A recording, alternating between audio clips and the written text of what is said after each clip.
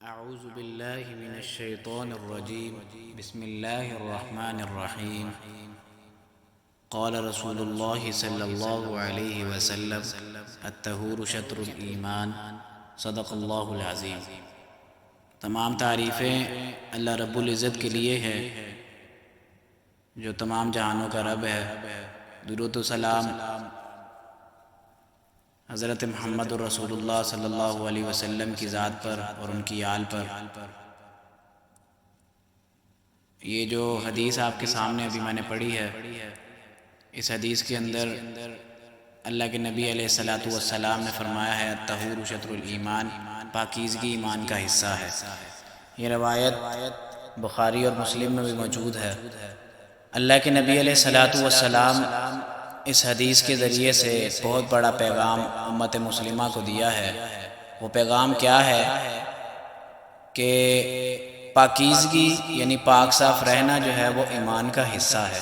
یعنی اگر کوئی شخص اس چیز کا انکار کرے یا اس کے اوپر عمل کرنے سے انکار کرے تو وہ ایمان کے ایک حصے کا انکار کر رہا ہے۔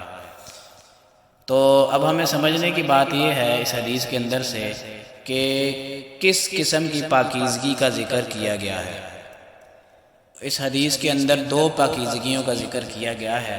نمبر ایک آپ کی ظاہری پاکیزگی ہے، نمبر دو آپ کی اندرونی پاکیزگی یعنی آپ کے باطن کی پاکیزگی ہے۔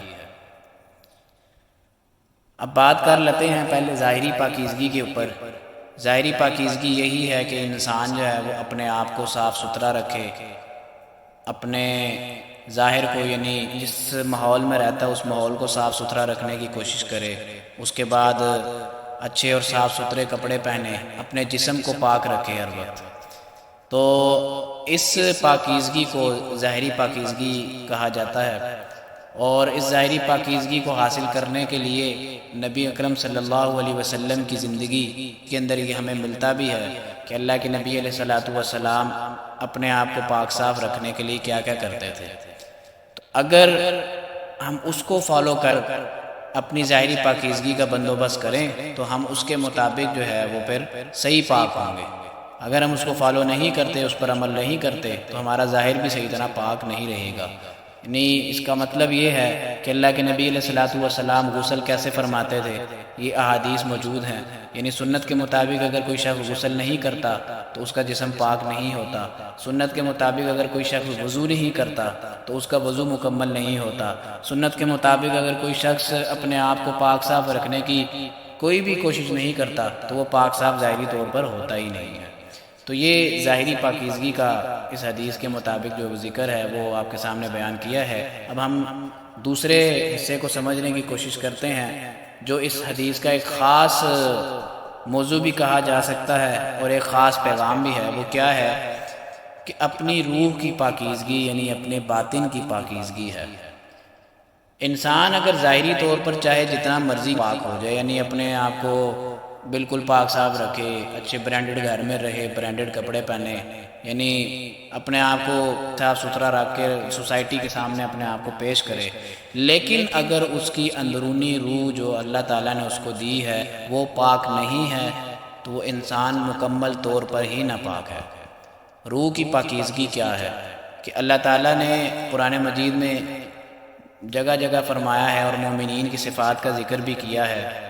تو جو مسلمان ان صفات کو فالو کرے گا اس کی روح بھی پاک ہے اور اس کا ظاہر بھی پاک ہے، یعنی اس کا باطن ہی پاک ہے اور اس کا ظاہر بھی پاک ہے۔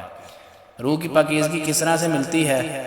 یعنی اللہ تعالیٰ نے انسان کے اوپر جو فرائض واجب کر دیے ہیں، انسان اگر ان فرائض کو اچھی طرح سر انجام دیتا ہے، اس کے بعد نبی علیہ السلام کی جو پوری زندگی دین اسلام کے لیے جد و جہد کرتے ہوئے گزر گئی تھی، اس دین اسلام کے اوپر پوری طرح عمل کرتا ہے، دین اسلام کو اپنی سوسائٹی کے اندر، اپنی فیملی کے اندر اور اپنے اندر پوری طرح لے کر آتا ہے، یعنی پورے کا پورا اپنے آپ کو اسلام کے اندر داخل کرتا ہے۔ اور روح کی پاکیزگی جو ہے وہ انسان کے ساتھ پوری زندگی ہی جڑی ہوئی ہے، اور اس بات کا تو ہم سب کو مسلمان ہوتے ہیں کسی قسم کا شک نہیں ہونا چاہیے کہ قیامت کے دن اللہ تعالیٰ یہ سوال کریں گے کہ اللہ تعالیٰ نے جو ہمیں جان دی تھی ہم نے اس جان کا کیا کیا تھا۔